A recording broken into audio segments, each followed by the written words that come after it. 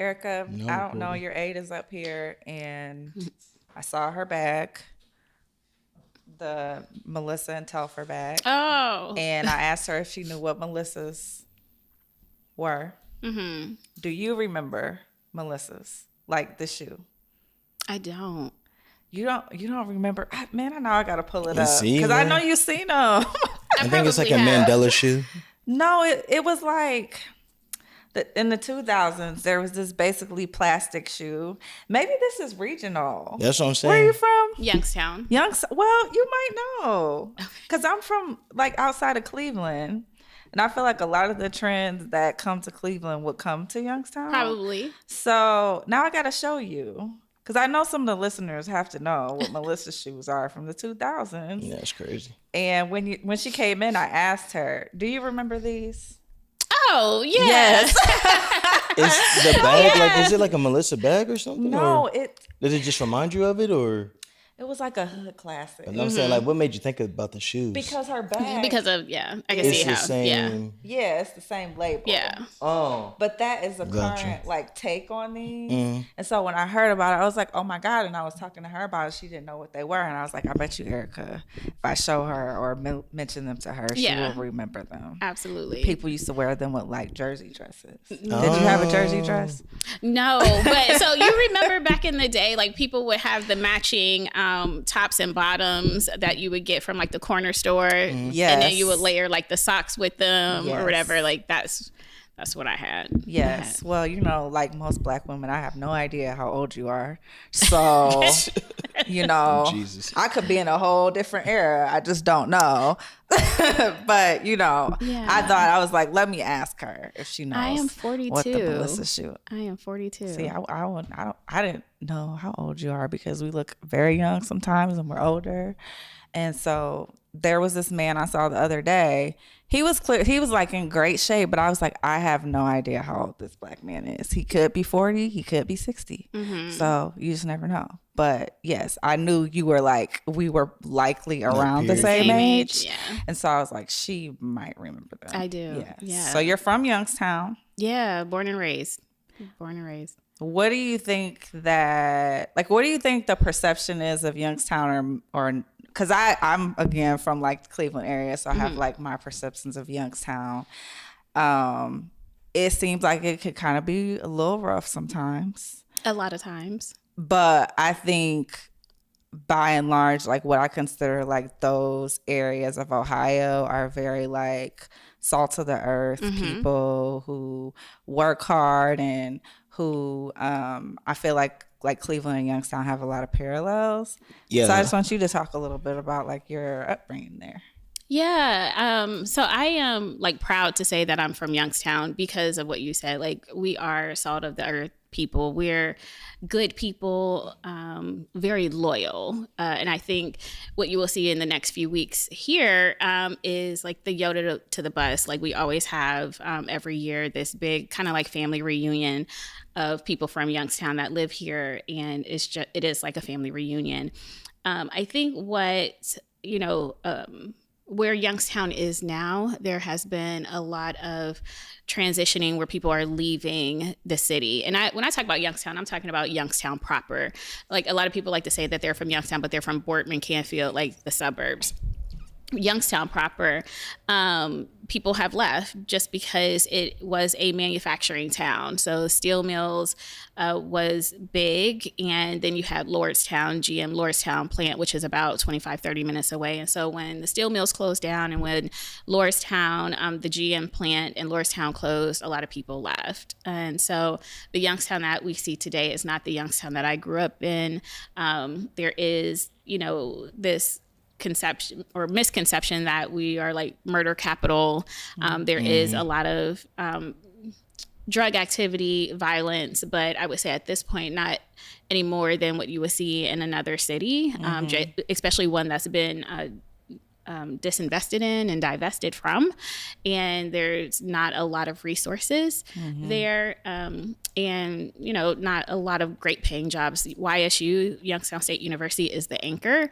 And then we have a a hospital system. So yeah, I've been several times, and I've been to Youngstown State, and I know some people that went there, and I'm glad that like people are, especially like on our podcast, are able to come and to talk about their experiences, especially when they're from like different towns in Ohio. That's what I was about to say to you, Taria. I think that you got an agenda and everything on this podcast. To put a spotlight on Northeast Ohio and everything. Because every single episode of Columbus Can't Wait, she's like, yeah, it's a Cleveland and Youngstown. But every single episode he talks about Columbus. It's Columbus Can't Wait. And that he's from Columbus. It's Columbus Can't Wait. But the beauty of Columbus is that there are a lot of people who are from here, and there are a lot of people who are not from here and who are from other places in Ohio. That's the reason why I'm on the show, to represent that point that's of view. the reason why. So if I didn't, I wouldn't be doing my job. Jesus. I mean, but I will say, I was just having this conversation with my homie the other day. I think Columbus is the only place that I can think of that I could come here, move my family here, and run for office, and hadn't even been living here for 3 years, right? So last week, no, the 14th, August 14th made 9 years that I've been living here. Wow. And so I came here for law school, thought I was going to be here for law school, and then moved back to Atlanta because that's where I came from. I never knew that. Yeah, I moved here from Atlanta and for law school, and I just knew I was going back to the South to practice law. And the opportunity to run for office came about in my last semester of law school. And, you know, we can get into that at some point in time, but yeah, who would have thought? But you'll see that with other elected leaders who, like Mayor Coleman is not from here. Oh, I didn't know that. No, you just dropped a bomb on me. Yeah, there's a lot of people who are not from here, but came here and was able to find a path and is successful. And I think that's what makes Columbus unique. Mayor Coleman's not from Columbus? Thank you, Erica. I thought he was from Columbus. I thought he was from Columbus. Yeah, the first black mayor. Nah, that's crazy for real. No, so he's from, I want to say he was from Toledo and then went to law school down in Dayton. Wow.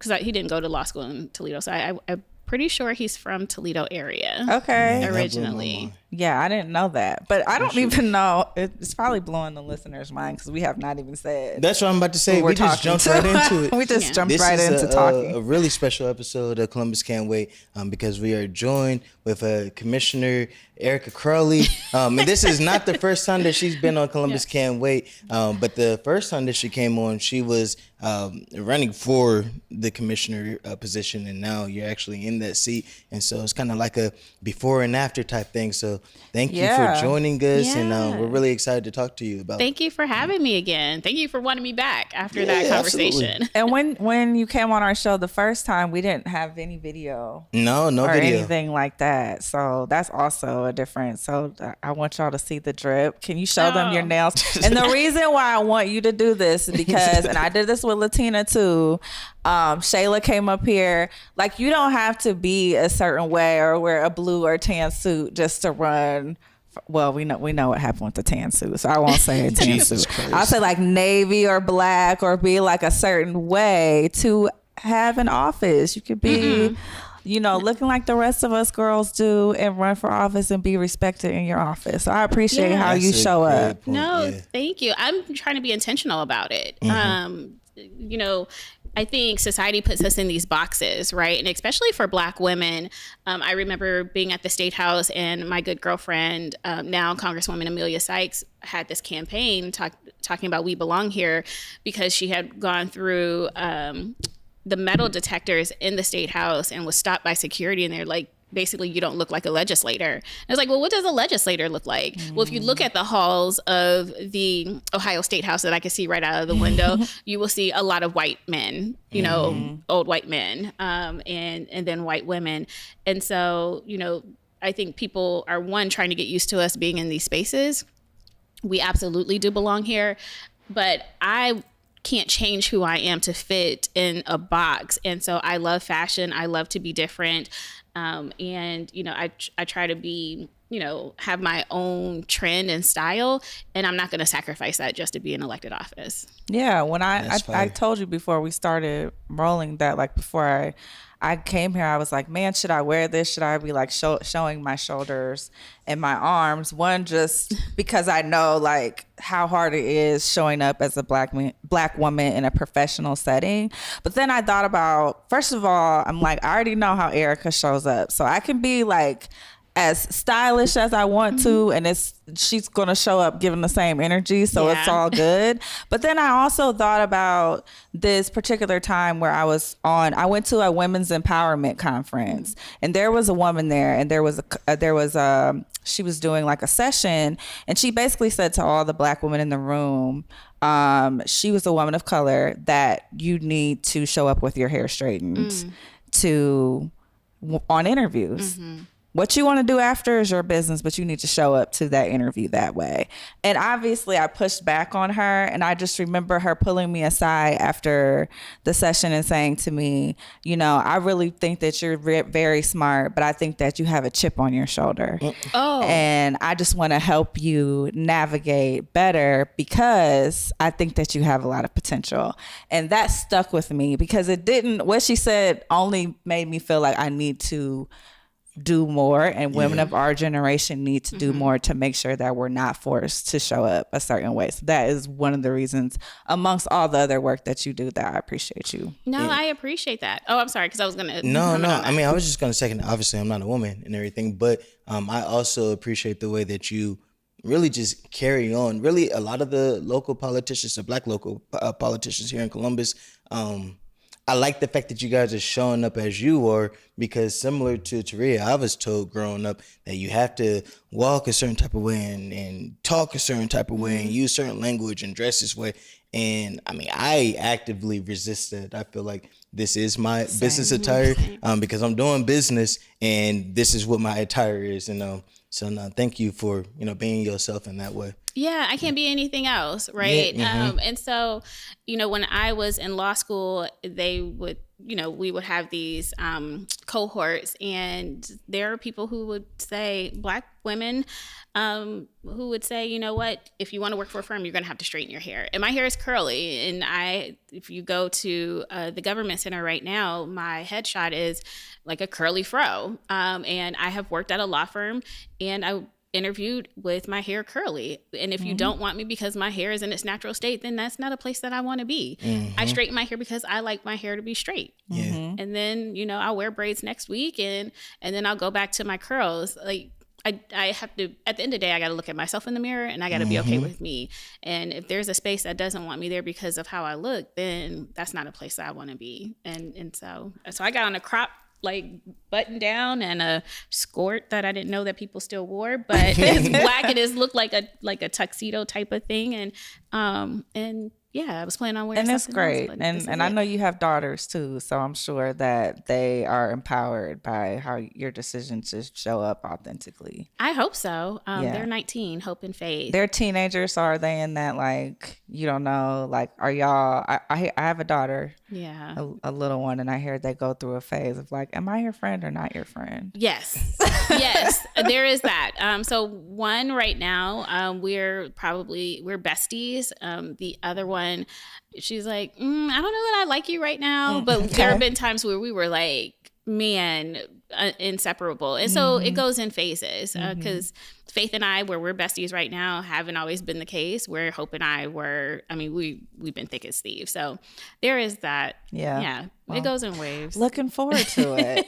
But he has a daughter as well. So we're giving a little bit of education out. And my daughter, she be looking at y'all, like, honestly. And she be taking cues. She's so cute too. And she be trying to like, I remember we had to, I was taking her on a photo shoot the other day, and she had on shorts, and she's trying to wear these rain boots. And I'm like, girl, like, I need you to, and she was like, Dad, I don't understand. Like, this is my style. This is what I understand what I look like. This is what I want to do. And I'm like, all right, well, we're about to go buy you some shoes. So, you got to have something you could try on. Or so we were able to navigate like that.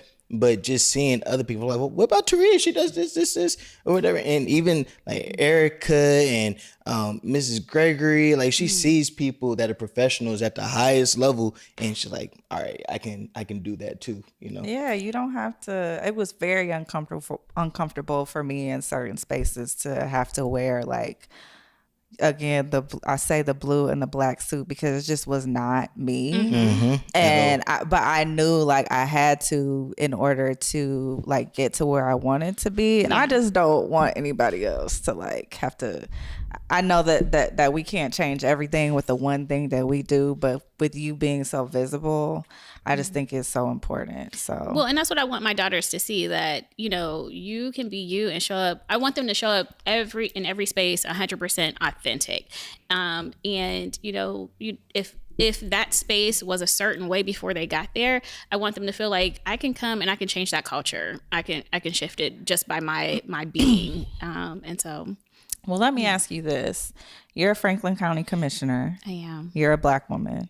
And I told you how I was like, I want to make sure that like, okay, I think this shirt is okay. But I also know that like, there is so much nuance and like I feel like most Black people in general always have to be like representing not just us, but everyone. So I'm like, the shirt that I choose is not just about me. It's about like everybody else on the show. It's even Erica, even though like she is a politician and our jobs aren't aligned at all. It's like, you are the reflection of me and I'm the reflection of you. And as a Franklin County Commissioner and a Black woman, do you ever feel like that it's just a lot bigger than just you coming to work every day? Yes. Okay. Absolutely. And can I say, I love your whole outfit. When you said that, I was like, I'm so glad you wore this, because I'm like, I think I saw them pants somewhere, and they might be. Yeah. So that's where I was just there last week at this. So I love that you wore what you felt comfortable wearing and you look good. Thank you. But to answer your question, yes, I show up to work feeling like I have not just Franklin County with me, because I represent 1.35 million people, but I bring like my ancestors with me. I bring little Black girls who look just like me with me. And I feel like how I show up is a full representation of my family members who struggle to help to allow me to get to this place. Right. And I always want to make them proud. But for the little Black girls who look like me, I want them to be able to see themselves in me, right? Because I am the first Black woman to be elected in this position. If we think about how old the county is, it was originated in 1803. And I came in January 2nd of this year, January 3rd of 2023, being sworn in as the first Black woman elected. So 220 years, there had never been a me. Do you know how many women have ever been in here, like roughly? I want to say maybe 8. So not that many over that amount of time. Maybe somewhere 6 to 8. Yeah, not that many women. Wow. No. And so I hope that I'm not the last. I'm going to work damn hard to make sure that I'm not the last. But yeah, I bring a whole community on my shoulders and on my back. Yeah. So season 5 is all about local politicians and offices. We wanted to break it down for our viewers so that they can learn more about local, because oftentimes we talk about how elections matter, and we talk about the president, we talk about senators and congressmen, congresspeople, excuse me. But local politics impact our lives a lot more directly and a lot more consistently. And a lot of times, I'm guilty of it myself, we don't really know the people that are on the ballot. And so we wanted to, number one, invite our elected officials to come on and, let our viewers get to know them a little bit more. But also we wanted to talk about the offices that they hold and what they actually do. Because again, just being honest about the things that I know and don't know, before 2-3 years ago, I didn't even know that what board of commissioners were. Like I did. Yeah. If you asked me what a commissioner did, I wouldn't even know that position existed, let alone all the responsibilities and things that you guys are responsible for. And since then, I've learned it's a whole lot. And I'm like, oh my God, people need to know about this, right? So we want to kind of talk about what your actual office is. And you're the president of the board, right? I am not. I was last year. So last year I served as president. We roll every year. Got you. And we vote on who the next president is. And so right now is Commissioner O'Grady is the board president. Got you. But no, I love talking about what I do because people don't know. And if I'm just honest, when I went for this appointment, I was in the legislature at the time and sought this out. I thought it was just one thing. And 2 years in, because July 1st made 2 years, I'm still learning every day. Mm-hmm. So what we do every single day is we are the administrative and the appropriating body of county government. So we deal with a little over a $2 billion budget. Our budget is bigger than the city of Columbus. And actually, if you just want to know what our jurisdiction is, we have about 43 municipalities in Franklin County, the city of Columbus being the largest. We have about 17 cities, 16 townships, and then we have some villages. We are a function of the Ohio Revised Code, and so we were created by statute, and a lot of things that we do is guided by the statute, the state law. We are the largest social safety net, and so what people don't know is, like, if we think about just government assistance, people think of Job and Family Services, right? Like that is where you go for a care source or Medicaid, food benefits, cash assistance, and stuff like that. Well, Job and Family Services is just one agency under the Board of Commissioners. We are we're responsible for all of the budget for county government. So even other elected officials. So we're talking about sheriff's office, the prosecutor, the auditor, the recorder, the treasurer, like the engineer. We are responsible for their budgets. And so they have to come through us for everything that they need, even for like employees, however many employees they want to have for the next year. We are responsible for 35 agencies total. That includes Common Pleas Court and like the Board of Developmental Disabilities, ADAMH. That all falls under our responsibility as far as a budgetary perspective. Under the Board of Commissioners exclusively, we have 14 agencies. And so, yes, Job and Family Services is one of them. Child support is another. Economic development and planning, justice policy and programs. We are responsible for the dog shelter, and we're also responsible for the county jails. Even though the sheriff runs the operations, we hold title and land, and the jails are our responsibility. And we're building a new jail, and that comes through us. We appropriate the dollars for that. We appropriate the dollars for the staff for the jail. And so even if we just think about the deputies for the sheriff's office, their cars are titled in our name. So like we really are, like we hold county land, we purchase county land, we also have a land bank. And so there's a lot to the job that we do every single day. Yeah, I think I had some, because as we mentioned, you've come up here before, well, to our other space before, and talked to us about what the role entailed. But just like listening to you list off all of those things, I'm like, wow, how do you? Right, because there's only 3 of you, right? There is. Yeah. How does the number work out in terms of like, is it in terms of population, or is that just kind of how it's always been? Or? No. So again, we are a function of the Ohio Revised Code. And so we could change the government structure, or not government structure, but how many commissioners we have.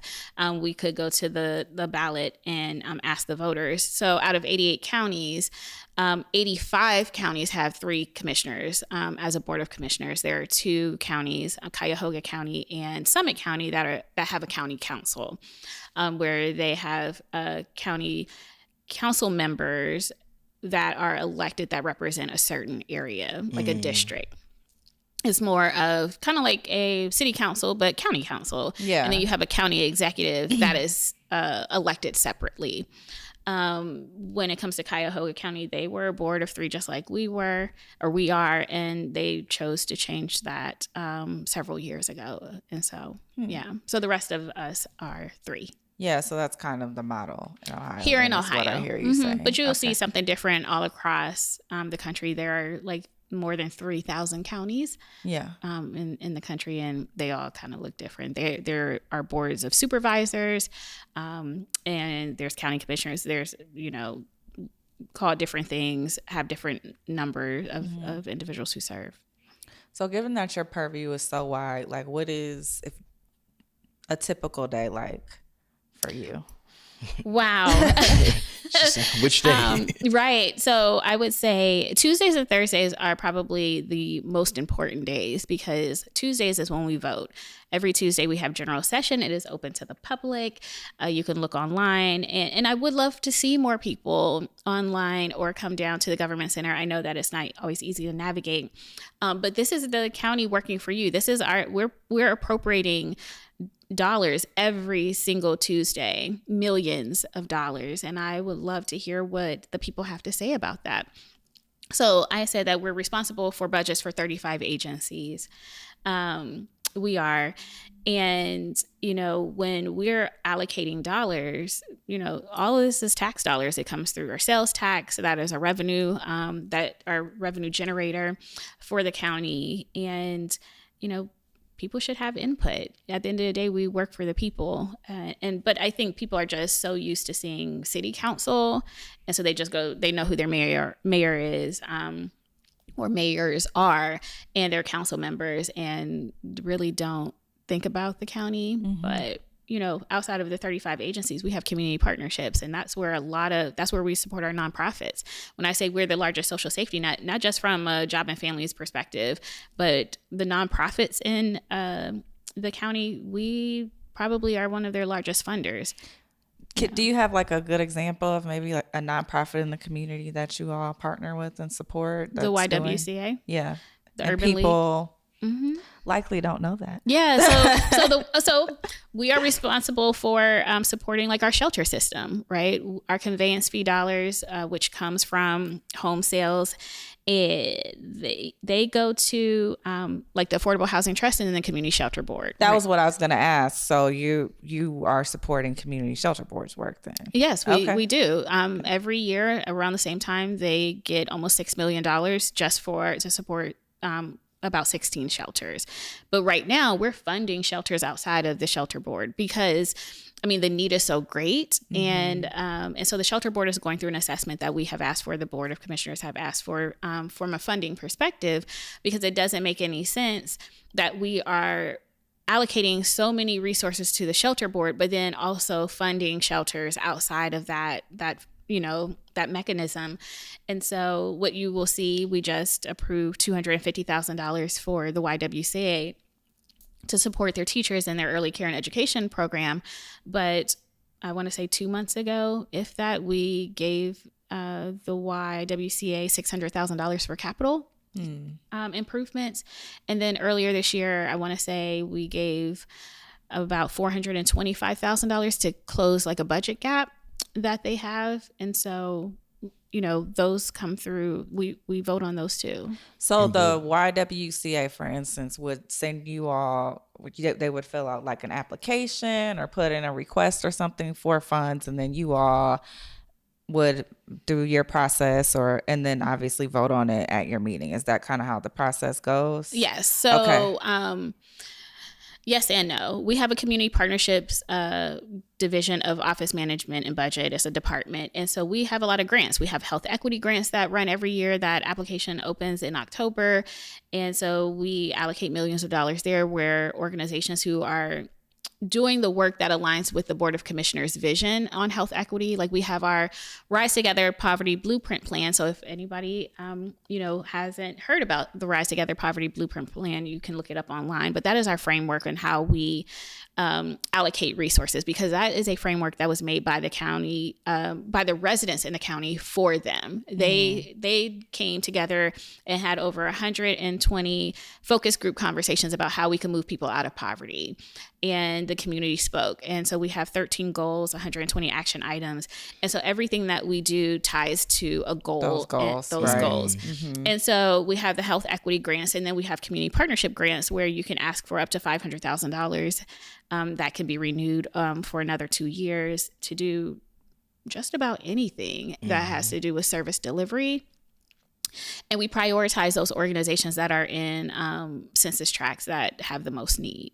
And so, they would send a proposal through that application process. But there are times when things have to be considered outside of that. And so people will send a proposal to myself, my county administrator as well, my colleagues, for us to take into consideration. Yeah, I know the Board of Commissioners, they're probably one of the biggest funders for the African American Male Wellness Agency and the walk. We just had the 20th walk a couple of weeks ago. And so my personal job, the way that I got into the agency at first was through a grant that we got through the Board of Commissioners for the Calling All Dads program, where they were trying to address kindergarten readiness. And so I built the whole fatherhood program based off of the grant and everything that, the Board of Commissioners gave to us and everything. So you just got some more money, I think, for that. I mean, so if you just think in the past 2 months for the African American Male Wellness Agency, you all came and I think there was like $325,000 just for the walk alone. And then $425,000 or $450,000 that we just approved for Calling All Dads, Cooking with Dads, financial literacy, and doulas to support a doula program. And so the agency sent a proposal to our Office of Diversity, Equity, and Inclusion for us to consider. And so almost $900,000. Right there. The reason why I asked so many questions in this line of questioning, and I'm glad that you said what you said, is because that is part of my background, and people always still come to me and say, oh, do you know anything about like writing grants or anything like that from like a private foundation? But the work that they're doing is service delivery. And I'm always thinking like, do you know that you can get money here and here and here? I don't think people are always just aware of what is available to them, especially when when they have like a vision for something. Right. And that vision, a lot of times it makes great sense, but they just don't know where to go or even who to come to and ask a question. Right. And I think we are doing better. So when I was the president of the board last year, one of my priorities was to bring the county commissioners out of the shadows, because I think it's important for people to know what we do on a day-to-day basis and how we show up for our neighbors in the community. Because I would be out campaigning and, people were like, well, what do you all do? And do you have any resources? Or they would talk about how they had asked different entities for things. And I'm like, do you know, like, that's a goal of ours. Like, we're addressing infant mortality and maternal mortality. I haven't seen any requests from you. And so I didn't want us to fly under the radar anymore. And I think what you all will see, and I know you all follow me, is that I think the board has gotten way more exposure. Than it probably has in the past. And people are now a little bit more aware of what we do every day. Yeah, and that's amazing. And I know, so given that you are in charge of, one of the folks in charge of allocating dollars, what are the challenges? Wait, hold on. Before you, because I see where you're about to go with it, I had a real quick question about the Tuesday and Thursday meetings, because you said you want to have like public input and everything when they come out to it. So like, what does that look like when you guys are like doing the votes and stuff? Like, can people come up and like talk on the mic before you guys vote? Yes. And like, will that sway your opinion like in the moment, or No. So yeah, because you asked like, what does a typical day look like? So on Tuesdays we vote, but on Thursday, the Thursday before, so like next Tuesday, we vote on a number of different resolutions. But yesterday we would have had a briefing on everything that's going to be on Tuesday's agenda. So people can tune in to hear, like, for me and my colleagues to be briefed on what's coming before us, and then they could offer input then. Gotcha. Instead of waiting until it's right in front of us to vote. Because at that point in time, it's kind of hard for us to, change our mind. Sometimes we do and we'll table things. But if the community listens in and they have questions, or they're like, hey, have you considered? Maybe we haven't. And so if you tune in on the Thursday before, that's an opportunity for us to pull it from the agenda, right? And then get more information. Yeah. That has happened in the time that I've been there. But that's why it matters. There has been a time where there is an organization that was getting funded for transitional housing, and there were some problems with it. We didn't know about it. A resident, a husband and wife, brought it to our attention, and we investigated it and ended up having to pull funding. Like what they were doing was not in alignment with how we got into contract with them and approved the resolution to fund them. And had we not known what was going on or that they had been out of compliance, we would probably still be giving them taxpayer dollars. At the end of the day, we are a fiduciary for taxpayers. And I am a taxpayer, right? And so when I try to remove myself from the position, I think about how, I want somebody to be responsible with allocating my dollars. And I have to protect them. And I want to protect everybody else's just like I want to protect my own. And do you guys publish the things that you guys are going to be talking about ahead of the Thursday meeting? So I know you guys are going to be talking about infant mortality on this Thursday. So that I can know to tune in, or is it just Wednesday, the 23rd. So yes, we do. So you can see our agenda for Tuesday. It just got republished yesterday. And so you can go onto the Board of Commissioners website, look at the agenda, pull it up, and look at everything that's going to be before us. But also, if you miss Tuesday's voting session, it's always on YouTube. You can always go to the Board of Commissioners website, look at the general sessions agenda, and tune in. And then if people still want to have input, come and see us on briefing or on voting and tell us, what we did wrong. But also tell us what we do right and that you would like to see more of. I hope sometimes people say nice things.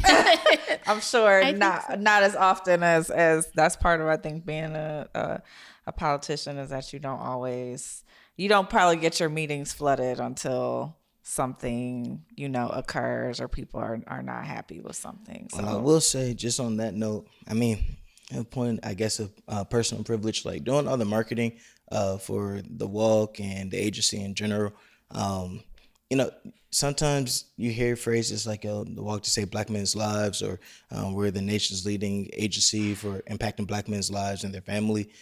But in doing the marketing and getting testimonials from people, I'm hearing real life stories of if it were not for this event, then I would not still be here right now.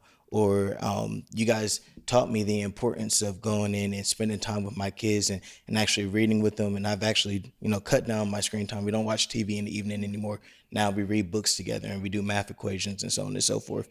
And that all was made possible because of, the funding that you guys gave. So that is one thing that you guys did really good. So thank you for that, just personally and everything. Yeah, I would love to hear. So you've been at general session before. So, in the beginning, before we get to the agenda, there is this opportunity for us to recognize organizations or for people to come and talk about, if we gave funding, how it had an impact.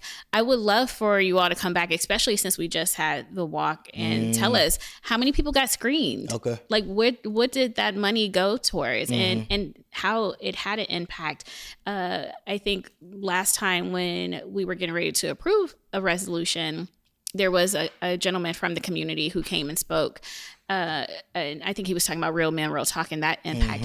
But come back and tell us, how does, the childhood initiative, you being a father and others, how is that making a difference? We need to know that. No, for sure. The public needs to know that.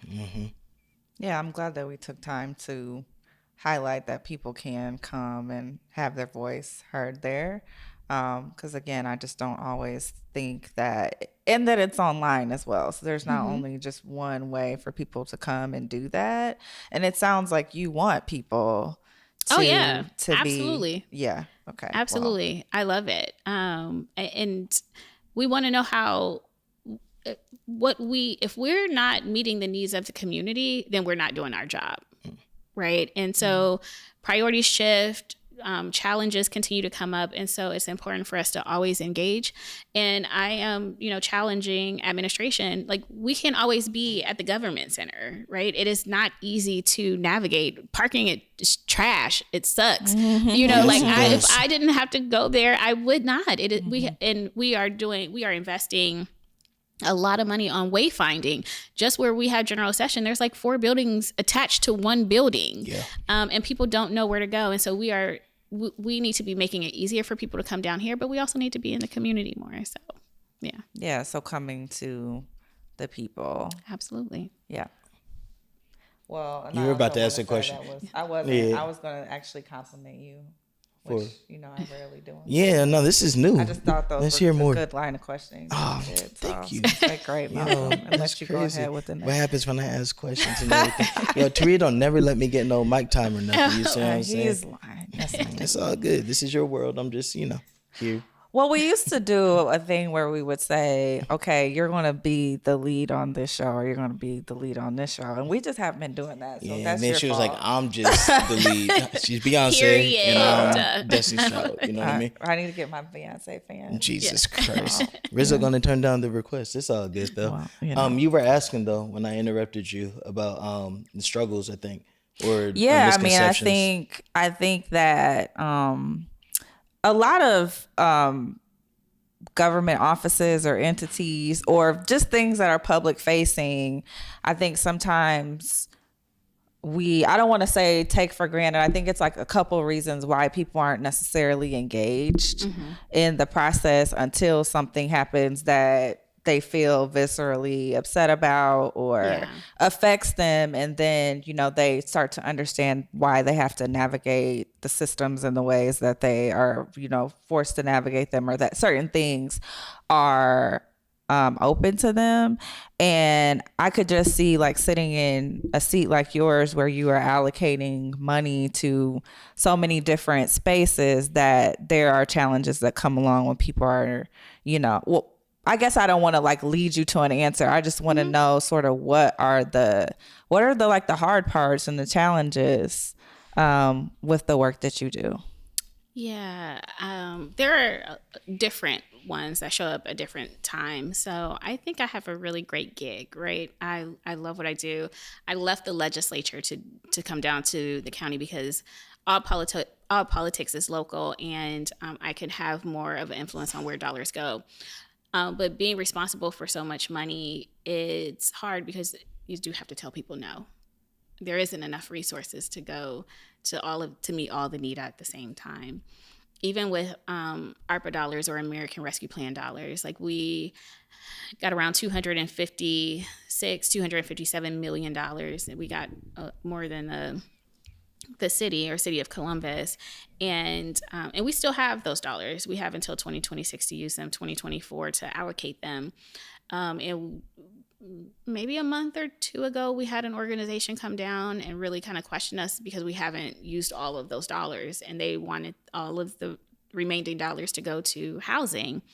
Well, yes, we have a housing crisis, and we're allocating millions of dollars to that specific area, but we still have small businesses that are struggling, right? We still have, infant mortality problem, especially for Black babies. There's a number of issues that we're trying to address. And so we're trying to be mindful of that. So I think the hardest thing is having to say no sometimes. Yeah.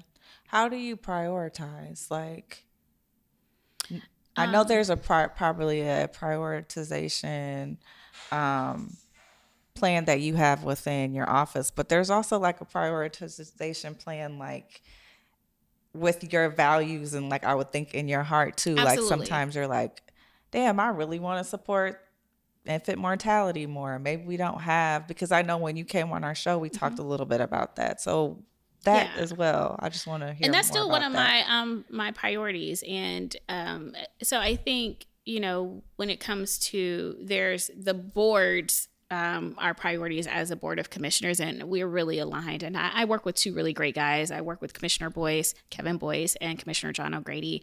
And I think the reason why I have a great gig is because I work with two people who just get it, right? Mm-hmm. They get the need, they get the people, they get the voices, and what we need to do. I think the other thing that is hard about, navigating the space and having the board's overarching priorities is figuring out how do I have my own personal priorities and how do I move those forward and nothing else feels like it has to go to the back burner, if that makes sense, or I'm not stepping on my colleagues' toes in different spaces. And so navigating a board of 3 is hard because if 2 of us are together and it seems like we're deliberating on something, then we can easily, somebody could say we're violating open meetings laws. So that's hard. That's hard about the job. So saying no to some requests that come in is hard, but also not always being able to talk to my colleagues and get their input outside of having my county administrator be the intermediary is very difficult. And so whoever set up this system of 3 people being commissioners and then not being able to talk about work and business because we don't want to violate open meetings and that, that could be an issue, that makes it difficult. Is it like that? So I know you mentioned, like, I think you said Cuyahoga and somewhere else have like councils, and Summit. then other places around the United States have a different setup. Is that the same rule, like generally? Yeah, because it's about quorum. Okay. Because it's about quorum for a meeting, right? So if we have 3 and 2 of us meet and we're talking about work or making decisions about work, then that would have to be a meeting that was published, that was noticed. Right? Got it. Okay. So anytime you have a quorum, whether you have 7 council members or you have 5, if you got 3 and you're discussing business, you could easily be violating open meetings law. Okay. So that makes it hard. I think the other thing that's hard about this job is, as a Black woman, elected official, there is this, we started talking about, how I just show up, right? Like I am in a fashion and that's a thing for me, but I want to be taken seriously for my, like the substantive things that I bring. Like nobody put me here. I worked my ass off really hard to get to where I am today. Nobody, gave me anything. Like God, I always say I'm anointed, like I'm in my purpose. And I know that I'm in my purpose because if I could do something different, I would. Because politics is hard. It's hard. It's ugly. It's nasty at times. I don't like the politics of the politics, but I like making a difference for people. The impact, yeah. And so I think for me, I struggle with, and now I say it's my superpower, being overlooked and undervalued. I'm dismissed a lot. Yeah, and that's unfortunate, right? Like people don't take you seriously, and then they'll hear, oh, Commissioner Crawley, she was the one who did X, Y, and Z, and then people circle back, and I'm like, yeah, I did. Like I know my shit, right? Yeah. Like I this didn't happen by happenstance. I'm a policy person at the end of the day. Like I love policy. So sometimes, but people aren't used to seeing folks in these spaces or seeing a me.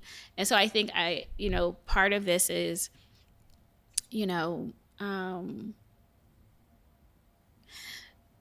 people get to a place where they'll just get used to seeing me and seeing what I'm capable of and what I'm here to do. But I get dismissed a lot. I get overlooked a lot.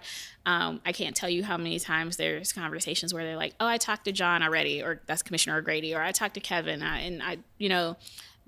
it's like, oh, they're already there. They're the experts in those spaces. And so I think they think I just rubber stamp things, or I will. And then here I come. I ask the hard questions and I expect answers. And so that's hard. Being a woman in office is hard, but especially in this office. And then I travel nationally and there's not a lot of people who look like me, county commissioners. So when you're traveling like nationally for your work, is it just to gain more knowledge on like what's going on nationally and be keyed in on that? Is it like just more like professional development? Like I'm also just curious about like how do you stay up on like what are best practices and things like in the field, like what can we bring back to Columbus that could work here? So it's all three. So lately I have been traveling to highlight Franklin County Rise Child Care Initiative. It's a child care initiative that my colleagues and I implemented last year, March of 2020. To stabilize childcare, and I have been the leader on that initiative. And so there are other counties who want to replicate it. So they have asked me to come and talk about the work that we're doing with the childcare initiative. I think so I do that a lot, and I travel a lot talking about maternal mortality and morbidity, as well as infant mortality, and the work that I've been championing at the legislature, and be speaking on that.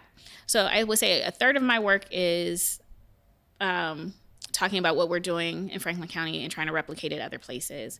I would say another third of my travels and work is, okay, how do we get to a place where we can have like a universal pre-K for 3 and 4-year-olds? Or how do we support birth to 5 initiatives in a broader early learning strategy? So I will travel to different places to see what they've done, how they've been able to either get a ballot initiative and have a levy pass, or how did the county fund it in a way that has opened the doors for thousands of families. So I am bringing back best practices.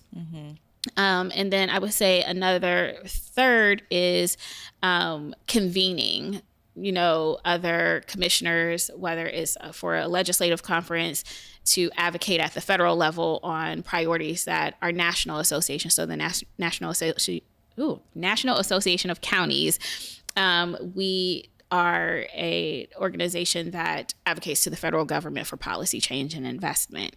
And so we meet often. We just had our annual conference that was down in Austin, Texas. We have our legislative conference that's in February. And then Franklin County is part of the large urban county caucus, and that meets to have a symposium to talk about the issues that large urban county caucuses deal with. And then also in that is like professional development. So I travel a lot because of the work that I've done with NACO and the county and our state association. I'm part of fellowships. So NACO has this core justice initiative where we're addressing racial equity in the criminal justice system. So I am part of a 2-year fellowship program, and my cohort and I, we get together at different points in times in different places across the country to really address and tackle racial equity. And I have brought back 2 programs that we're looking to implement here. One is a tap-in program where it will help individuals who have bench warrants get those rescinded, right? Because that's a way that we end up having people just sit in our jail. They have bench warrants, they get picked up, and then they just sit in our jail. Well, if you don't need to be in our jail, like you got a bench warrant because you missed court, we don't need you to sit in the jail. That creates a whole bunch of other problems that then people need, right? Social safety nets for job loss, all of those things. Yeah. So I wonder, do our listeners know what a bench warrant is? Probably not. Maybe not. I mean, we can't hurt you define it. Yeah. What's a bench warrant? Like if you had simplest thing, say you got picked up for something, whether it could be like a drug offense, a misdemeanor or something like that, or you got picked up because you had a warrant, because you had a ticket, you haven't paid, all of that, and then you miss court, and then the judge will issue a bench warrant. So next time you have an interaction with the police, they'll see it, and then they'll come and put you in the county jail. And it's just because you missed your court date, because you had a warrant. Maybe because you had another broken taillight, or you missed a court date because of something small, but then you just didn't have transportation. We'll say that, like you missed court because you didn't have transportation, but now you got a bench warrant that's issued for your arrest, and then you get arrested, and then you got to sit in jail. So simplest way. Tap-in program, you said? Yeah. And you brought that here to Franklin County, or you're bringing it back? We have we're working with justice policy and programs to to stand that up, and so you'll see that come to fruition in the next few months. That's amazing. Because in St. Louis they had that program, and just in a year and a half they have diverted almost 1,000 people away from jail. And when they look at the data on those individuals, I want to say almost 90% of them have not recidivated. Right, like. That's great. And then when you look at the numbers are racial right there. component and breakdown, it's Black men mostly who have been impacted. So if we can steer people away from our jail, we want to do that. And then the second program that I just recently brought back because of CORE and the MacArthur Foundation is our working with justice policy and programs on our jail population review team. And so we should be looking at our jail population. It is increasing. We're around 1,700 individuals every day in our jail, whereas we had dropped that down during the pandemic. So the jail population review team looks at why are people sitting in our jail? How long have they been there? Are they on felonies? Are they on a felony 1, 2, 3, or 4, 5? Felony 1 is like the worst felony you can have. Are they here on misdemeanors? And is there a way that we can get them out and still, provide them with resources and so we can address why they even came into our system in the first place? But let's not have people just sitting in our jail because it's not just impacting them, it's impacting their whole family a lot of times and just destabilizing the family. So that's the other one. Well, those are both, I think, amazing in terms of just tackling pieces of the system so that people can not have their everyday conditions disrupted by a lot of times which are simple mistakes or things that don't require them to be sitting in jail for 6 months or whatever time they may be there. Yeah, and we spend taxpayer dollars every day that they're sitting there, around $100 a day. It could be more, just paying for them to sit there. That's not a good use of taxpayer dollars. And so to the extent that we can have people be released, our community stays safe, but then address those factors of what even brought them into the system, we should absolutely be doing that. We have a responsibility to make sure that our residents, our motto is every resident, every day. You'll hear us talk about that. But I take it a little bit further and I say, I don't want every resident every day to struggle to survive. They should be thriving. And so I always say I work every day to make sure that everyone in Franklin County has the same opportunities to thrive and not just survive. Go ahead. No, that's cool. No, I was just thinking about, we had Nick Bankston up here the other day and he was talking about his work and sort of how his work on city council is also involves other people that are in the systems changed ecosystem, even people you wouldn't think of. So activists and organizers. And so we hear activists and organizers a lot talking about jail and how they would like to see change in that system because it is inherently, they see that there are things inherently wrong there. Yeah. And what I always think about is that you also, while we live in America in a capitalistic society. And so sometimes you have to appeal to people with this is how much it costs for this to be happening in order for people to get to folks' humanity. And that it takes both of them to happen in order for us to see some of the changes that I think a lot of us want to see. And it took me a while to get to that understanding because for me, in my mind, I'm if it's wrong, it's wrong. Right. But sometimes people have to hear it a different way to do what's right. Absolutely. Yeah, that's a good way of putting it. I love that you said that because it gives me an opportunity to just speak directly to that, the pushback that we got a little bit on building a new jail. And I'm if we had to be responsible for a jail, and I even said this when we did the opening of the jail, I'm I can't be excited about a new jail, but if I have to be excited about a new jail, I'm excited about the one that we're building because we are changing the whole model of how we see people in our, in our jails, right? Or in our prisons. We are honoring their humanity. We see them as, in our new facility, as human beings. They're not all in, a cell. This is open pods, right? It's one deputy, open pods. They have TVs. There's natural air. We have, green space, and it's all about programming. So as soon as they come in, they do an assessment. Do you want to be in Building Futures, which is our construction trade program? Do you want to get your GED?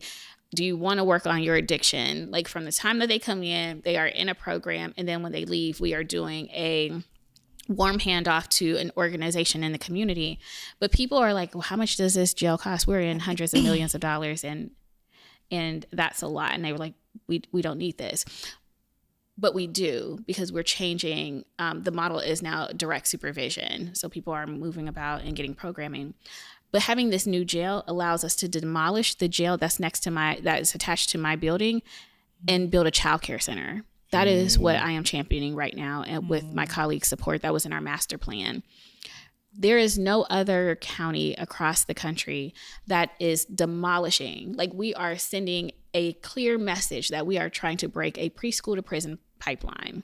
We are demolishing a jail, and where that footprint is going to be a state-of-the-art child care center that will provide 404 slots for county employees, city employees, police, fire, first responders, and the community. Like that. So for people who want to have a problem with the investment in a jail, like, let's talk about this continuum of care. We're changing our whole service delivery model to the point where the commissioners have had heated conversations with the sheriff's office and the deputies. It is a shift in culture and mindset, and not everybody in the sheriff's office bought into that. Well, this only works if you're bought into this new way of seeing people for their humanity. And most of the people that are in our jails have not been convicted of a crime. They have not been convicted of any crime. Not convicted. They are just sitting there waiting. And so we should treat them as the human beings that they are, with dignity, and get them, on a right path. But also understanding we don't want people to come through our criminal justice system. And we know that. How do we deal with that? Dealing with our kiddos and investing in them in their future early. Yeah. Well, and it's my own personal experiences. My dad was incarcerated for a large swath of like my formative years, and so that is obviously something that's a big passion of mine. And I'm definitely very, even to my dad's, in his opinion, some of my views are very radical. I'm like, well, how do we like not have jails? And he's like, well, as a person that went to jail, people are still going to jail. And if there is an opportunity for them to have like some sort of like level of dignity, or even some sort of like any level of like comfort there, to see them as human beings, like think about those things as like incremental steps towards something greater. Right. And having that conversation with him and put it in perspective for me, because I'm like, I can't get so so far away from someone who's actually experienced it that I think I know better than what he knows. And he's telling me this is how it was and it sucked, and if there's one or two or three things that could be made better to make it not suck so much, I'll take it. Right. I had to respect that. Yeah, I mean, and that was very humbling for me. And I have my own opinions. I mean, trust me, like, I have my own opinions, especially about our injustice system, right? And I went to law school for a reason. And as much as we have people who are like, we shouldn't have a jail or a prison, today we do, right? That is the reality today. And I sit in a seat that I am responsible for one by law. Yeah. It's your job. It's my job. Literally. And so then because I'm not to a place where, we don't have it, what can I do today? I wake up every day, like, what can I do today to make the lives of our neighbors better? And that their experience, if they are coming through our jail, is one that's not traumatic, that people aren't dying unnecessarily in our jails. Like what needs to be in place that when they're under our responsibility, that we provide them with the skills and tools necessary so they can be self-sufficient when they leave these doors and come back into our community. Yeah, there are short-term solutions, and then there's a long-term solutions, and I think that's just been my journey of trying to like figure out where do I stand with all of that stuff, and like what actually makes sense. Again, too, I've never been to jail. I don't know what it's like. That I am respecting the folks that have been there and what they wish might have been different to make it even that much bearable if they were there. Absolutely. Yeah. I mean, and I talk about abolishing the death penalty. Like, I'm unapologetic about that, right? And I'll continue to advocate for that in different, anytime that I can. And well, before I go there, I'll just talk about, I haven't been to jail, like, because I'd done something that I had to be locked up. But I toured our jails, and I'm like, nobody should be here. Nobody should be, especially the downtown jail that's empty now. Nobody. And so that's why I'm like, if we're going to have to spend this money, if I am responsible, then, come hell or high water, we're going to make sure that where they sleep is nice, and that they can have recreation, but they can have all the services to deal with addictions and mental health, but they can get a trade, because a lot of people are like committing crimes because they live in poverty and they're trying to provide. Well, let's help them be able to do that in a way where they don't have to come back here. That people deserve decency. Absolutely. No matter what they've done. Absolutely. No matter what they've done. So. Absolutely. And truthfully, I think that it's a bit disingenuous of people to say it is like black and white, like, all right, no jails or jails, so on and so forth. Like, I'm going to get rid of all of them. It's like, well, that's not the reality of today. And if that's the only stance and you want to be a hard line and we're not talking about any solutions for right now, then you're kind of taking the people that are going through that, you're taking them for granted and like acting like they don't matter. And I don't know. I didn't know about this new jail that was opening, or that you guys are opening. Like, when did you guys debut it? Or July of last year. Okay. And so it's not fully occupied because we still have our facility at Jackson Pike. So this one is on Fisher Road, and it is open. Got you. And we did a number of tours before and after it opened, but before we moved some of our residents from downtown and Jackson out there, because we wanted community buy-in, because we are changing the service delivery model to be human-centric. And so, we wanted the community to, spending taxpayer dollars, they needed to see, why would you spend millions of dollars for a new jail we don't need? And it's like, oh no, we did. Nobody should ever been in our downtown jail. Yeah, and I think that, like, I'm sure when you have those headlines say, oh, we're spending millions of dollars for a new jail, then that, riles people up. Like, oh, look at America doing American stuff again. But hearing that, like saying that the place that they were at before, nobody should be there, I don't know. It just kind of there has to be people that imagine something that doesn't exist right now. They imagine that we can be better in ways that we haven't even considered yet. But there also has to be people that say, okay, we are not better right now. What can we do by, tomorrow, in 6 months, by next year? Yeah, the incremental change it now. And I think that is so important when you are thinking about all of this stuff. And I don't want to belabor the point, but this is just a good topic. Getting to a place where we don't have a jail, right? As we were building or continue to build this new jail, before I got here, there were conversations about, okay, we needed 3,200 beds, right? We're a growing county. We need 3,200 beds. We're going to build 2,200 beds. And that's it. We're not building a jail that to anticipate future criminal activity. It will require social service agencies, nonprofits, and our law enforcement departments to be creative on how do we curb violence, how do we make sure that people have the resources that they need so they're not committing crimes out of desperation, because we only gonna have 2,200 beds. We're not going to continue to build to house people. That is not our mission.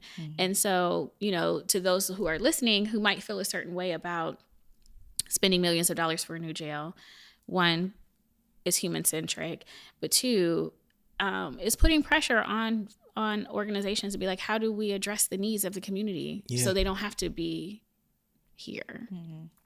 And that's another question that I have. Well, did you have another question about jail? Because this is unrelated to jails. No, I just don't. The last thing I wanted to say is I appreciate you saying that you had to go in and also highlight to people that maybe you need to change the mindset of how you're doing your job and how you're treating people when they are in jail, and taking on what I'm sure was likely a difficult conversation.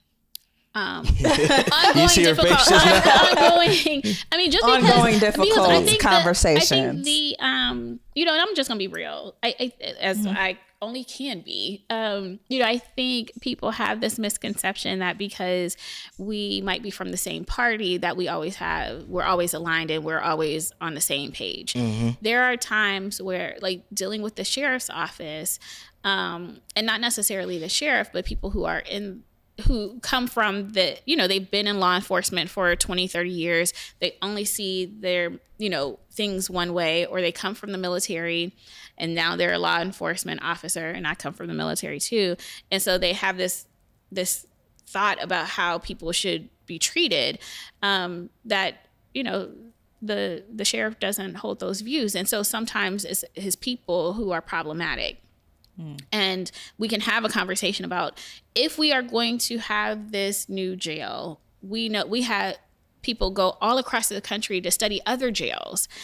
We worked with national organizations, spent a lot of time to come up with something that does not exist anywhere else. What we have in Franklin County does not exist anywhere else, and this will be a case study. But you have to have buy-in from the people who are operating the facility. The commissioners have allocated the resources. We have set the agenda of how this is going to go, what we want to see, but they have to carry it out. And so they have to believe in this too. And so, it is a lot of difficult conversations that had to be had. But me and my colleagues, we're steadfast and we're unapologetic about that. Thank you. No, thank you for that. The question that I got, and it's something I wish I had asked more throughout this season. A lot of times when we're talking about these political offices and we're talking about the things that they're addressing, is things like, housing and transportation, crime, jails, so on and so forth.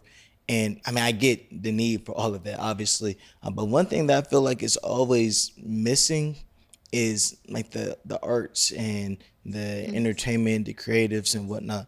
Because that's a quality of life thing too. Absolutely. And so I guess I'm just curious, like, how does the Board of Commissioners, or how does that position, interface with the arts and entertainment and all that?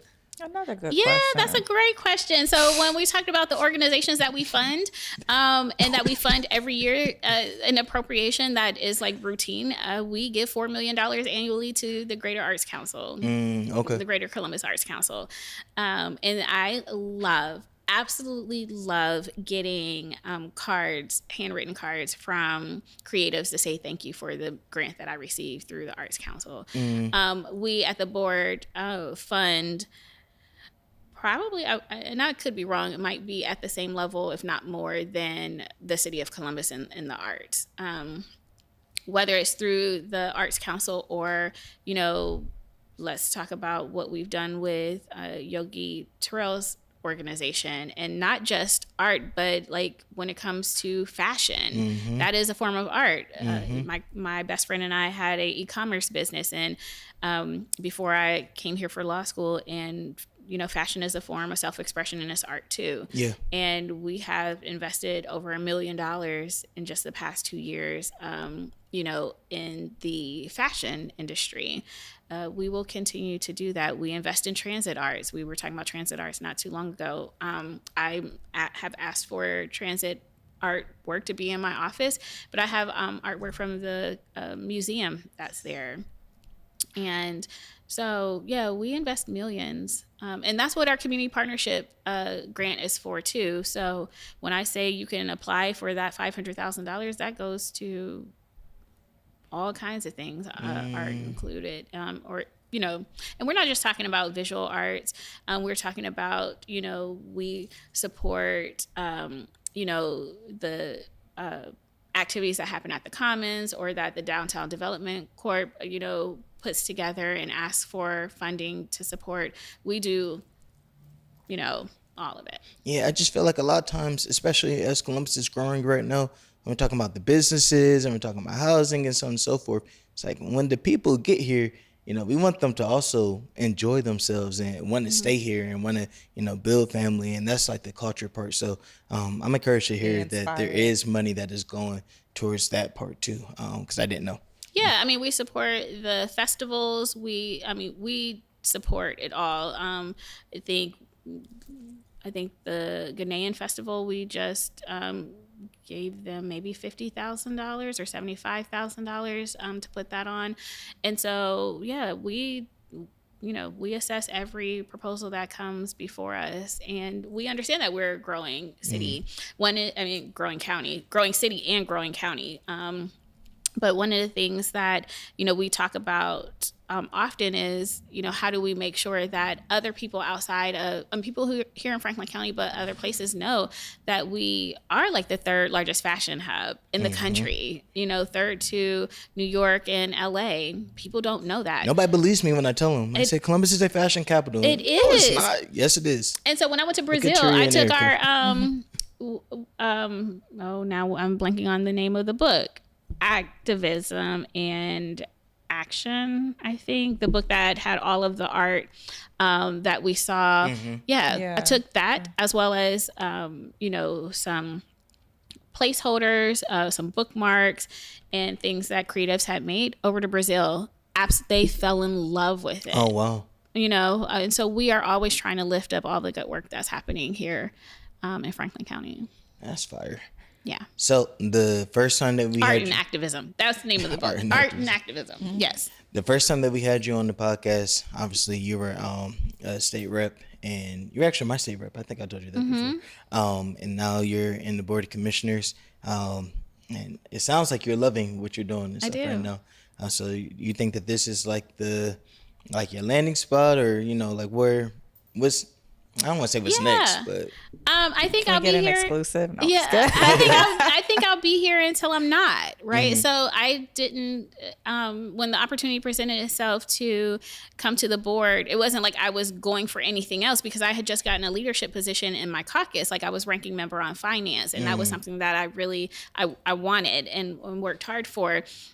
And so I left after we passed the budget to come to the board. And so when the opportunity presented itself to run for this seat for the appointment, people had reached out to me when the announcement came that my predecessor was retiring, and they were like, you should put your hat in the ring. You should put your hat in the ring. And I prayed on it. And it took a minute. And then God was like, this is what I want you to do. And so I moved on it and, got the votes and got the appointment. So I won't move until God tells me to move. There's some things that I'm absolutely working on and I want to see through, like the child care center. We will start demolition on that by the end of this year, beginning of next year. I would like to see that happen. I would like to see us expand our early learning strategy in Franklin County. I have been very much involved in conversations about housing from an economic development perspective, and not just from the supply side and building, but also investing in making sure that minority developers have access to, some of these projects. So we have invested in the Affordable Housing Trust in Lark's organization. One, we have an allocation that just goes to that organization every year, $5 million. But for the Emerging Developers Accelerator Program that she has, we put $5 million in that to make sure that Black and brown individuals have access to capital and can develop too. So, I want to continue to see more of that. And so I'm in my first year of my first full term. It's a 4-year term. And so, I'll just keep on, working on housing, childcare, infant mortality. And so we'll see. Yeah, I think you're doing a good job. We're grateful for your leadership, and some of the people that we've had on this season, they came in and said, I'm not a politician, I'm a servant leader. And I think that is very much evident in just the words that you said today. And I'm just grateful that you really detailed out, like, how these are the things that we're doing. This is why we're doing it. This is how it actually has impact. This is how it's changing people's lives, or what we want to happen as a result to it. I think that's really important. Yeah. And it's my hope that more politicians here in Columbus do that type of thing, because like you said, like, all politics is local. We say here, you either do politics or politics do you. Absolutely. So, it will. And I'll say one thing as we wrap up. It's very rare that you'll ever hear me say I'm a politician. You'll hear me say I'm elected, but I am absolutely a servant leader. I have made it clear I work for the people. I am the people, and the people are me. I'm rare in some instances, but my story is not unique. I just have a platform. God blessed me with a platform to be able to raise up and lift up people who are just like me. I deal with the same things that the people that I represent deal with every single day. There's been times where, I know what it's like being a single parent and then experiencing more month than money. That's what I bring here, to this job. Like, oh no, I know what that experience is. The reason why I champion maternal health and infant mortality so much is because of my own traumatic pregnancy and dealing with complications and could have easily lost my life. I talk about housing from the perspective of being a pregnant woman because I was laid off from my job, right? And if I didn't have a support system, I wouldn't have been able to keep a roof over my head and the water running. And so the last thing I'll say about the county itself is what people don't know about us is, one, we're one of the largest employers here in Franklin County, but what we do every single day is workforce development programs. We provide job opportunities to people who are unemployed or underemployed. So whether it's through our Building Futures program, which is construction trades driving futures, which is getting your CDL. Rose to Work is another program, getting your CDL. Tech Women of Color, that's a $4.5 million investment for Black and brown women to get into the tech industry space. County Futures.